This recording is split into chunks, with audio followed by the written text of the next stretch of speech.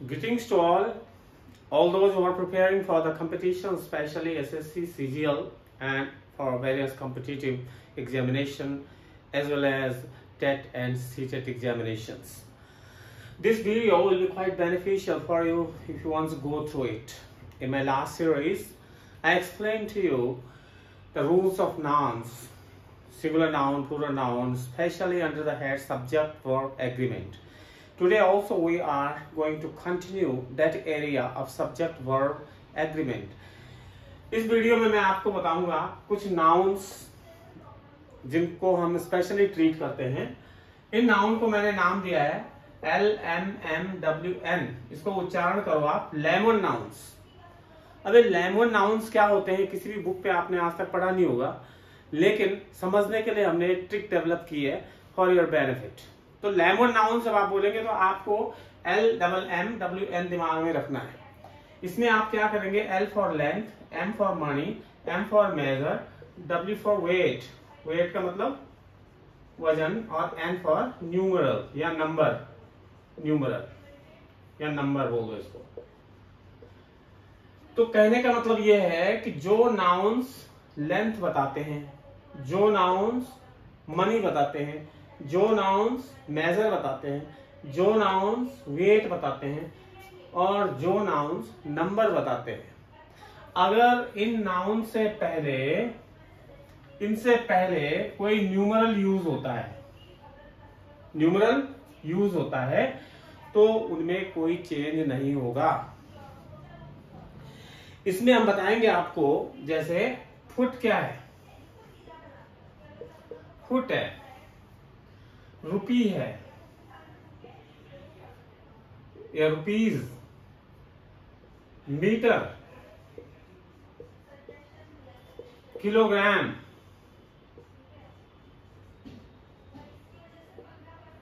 And number, for example 25।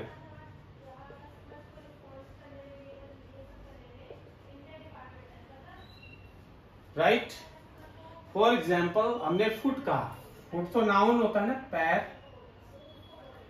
लेकिन हम इसका इस्तेमाल जब लेंथ के रूप में करते हैं, ये समझने वाली बात है कि हम इसका यूसेज कहां कर रहे हैं, लेंथ के रूप में। जैसे 1 फुट लॉन्ग डिस्टेंस, 1 फुट की दूरी, तो वहां पे हम लिखेंगे 1 फुट लॉन्ग डिस्टेंस, ये आ गया।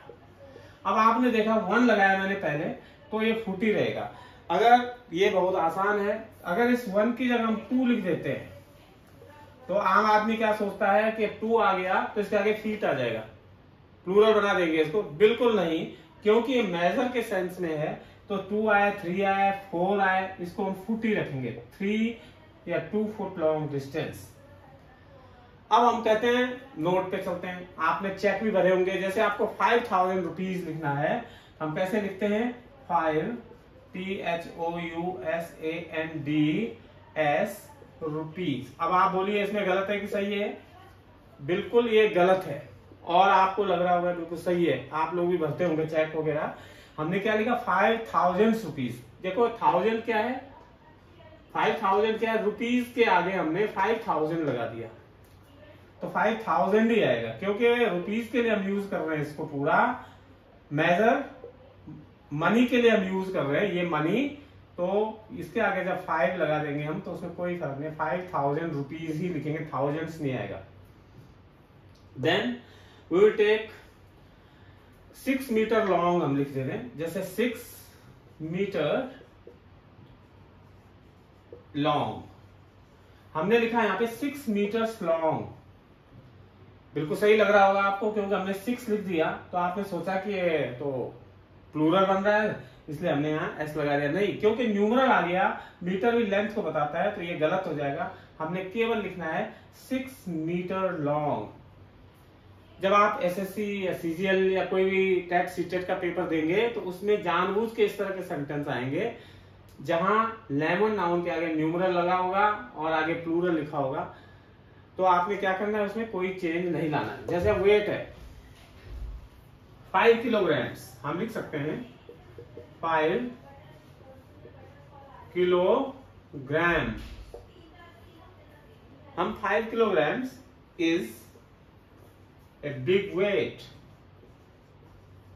5 किलोग्राम एक बहुत बड़ा वेट है। तो 5 किलोग्राम लिख दिया हमने, आपको भी लग रहा होगा सही है, लेकिन क्योंकि किलोग्राम क्या वेट बताता है, इसके आगे हमने न्यूमरल 5 का इस्तेमाल किया है, इसलिए ये गलत है। हम लिखेंगे 5 kilogram is a big weight. He is 60 years old। अब आप बताओ ये सही है गलत है? years क्या है? years क्या बताता है? एक प्रकार से लेंथ ऑफ टाइम बताता है। years लेंथ ऑफ टाइम है, तो हमने 60 के आगे लगाया तो 60 years old नहीं आएगा, यहां पे आएगा 60 year old केवल। इस तरह से एक छोटा सा मॉडिफिकेशन आपने इसमें करना है। इसका मतलब आपने क्या ध्यान में रखना है? Lemon nouns, if we use numeral before lemon nouns, and these are used in this sense, in the sense of length, in the sense of money, in the sense of measure, in the sense of weight, and the sense of numeral number, then we will take it as it is। में हम कोई change नहीं लाएंगे, कोई plural नहीं बनाएंगे। भले आपको लगेगा यहाँ पे प्लूरल होना चाहिए, that is wrong।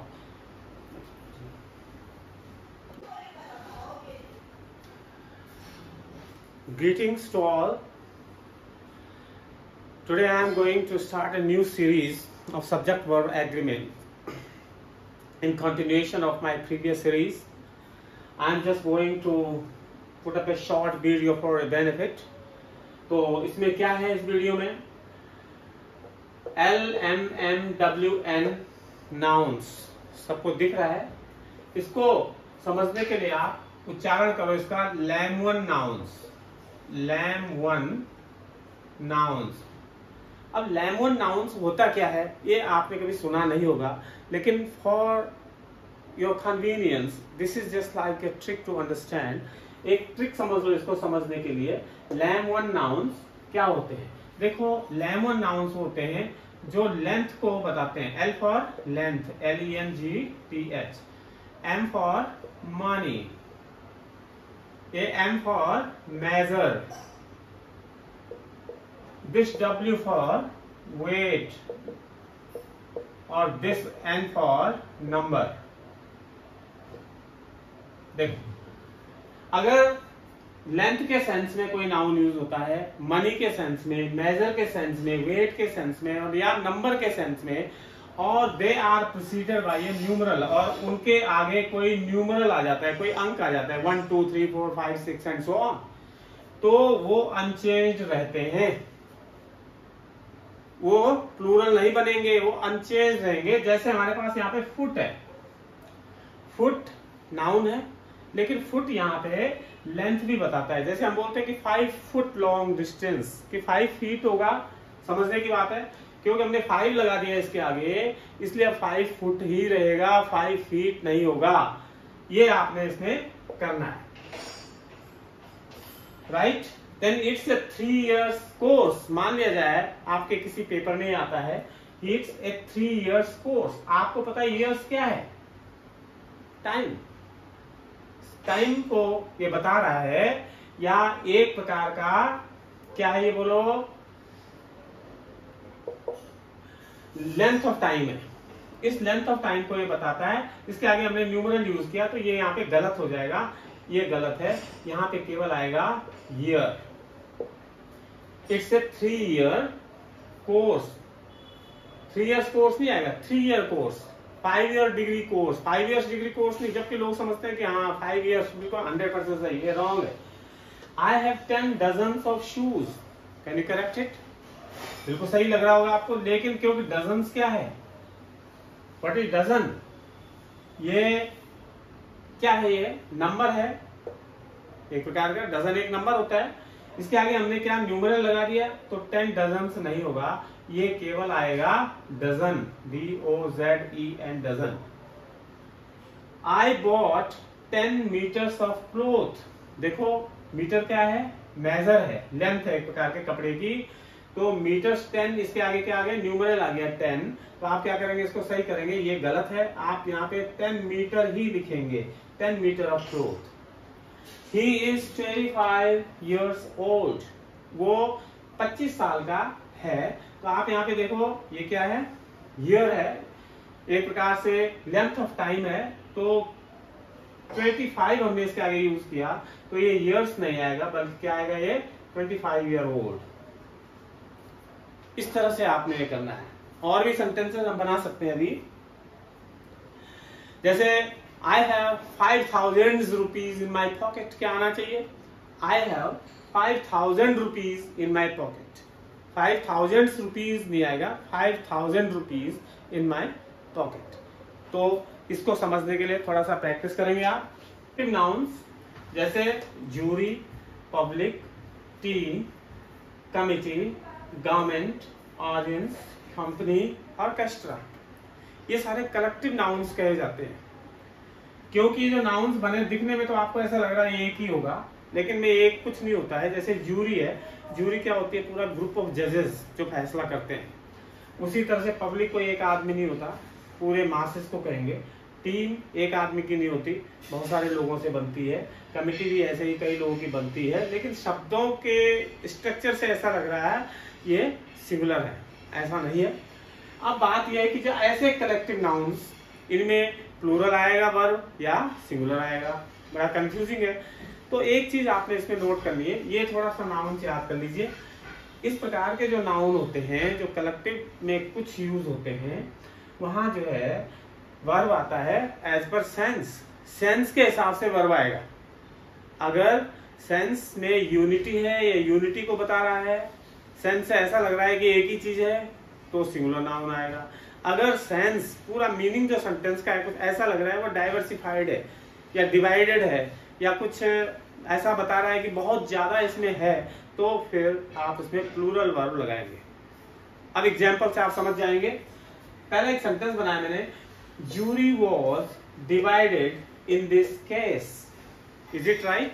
आपके एसएससी में, सीजीएल में, सीटेट में कहीं भी आ सकता है इस तरह का, jury was divided in this case.